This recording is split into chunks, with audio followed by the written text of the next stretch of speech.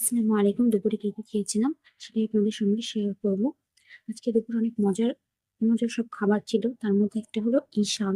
এটা কি ইশান বলে আমি বলতে পারবো না। অত ভালো করে আমি সবসময় চিনি না। তো এই শাক ভাজিটা খুবই মজা হয়েছিল, বাট লবণটা একটু বেশি হয়েছিল। কিন্তু খুব মজা ছিল। লবণ আবার আমি লবণ খাই না তেমন একটা। তাই আমার কাছে বেশি লাগছে। আবার আমাদের বাসার সবাই লবণ খুবই বেশি খাই। যাই হোক ওটা দেখি এরপর নিলাম মজার একটা তরকারি। এটা কি বলতো? এটা হলো আমার কিন্তু আবার সাধারণত এই যে পাতাকপিটা ভালো লাগে না। তবে পাতাকপিতে যখন এই কুমড়ো বড়ি গুলো আমার সেই পছন্দ। আমার মায়ের হাতে কুমড়ো বড়ি তো সেই মজা। একদম গলে একদম একটা বড়িও এমন হবে না যে সেটা গলেনি।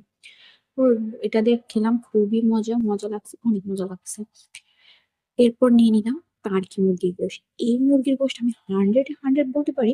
যারা খাননি তারা অবশ্যই ট্রাই করবেন। কোথাকার গরুর গোশত? এটা খেলে আপনি তো গরুর গোশতটাই ভুলে যাবেন। এটাকে গরুর গোশত হিসেবে খেয়ে নেবেন, সব থেকে মজা। যেভাবেই রান্না করেন না কেন, এটা খুবই মজা করে। তবে হ্যাঁ, এই মাংসটা যখন রান্না করবেন অবশ্যই ঝালটা বাড়িয়ে দিবেন।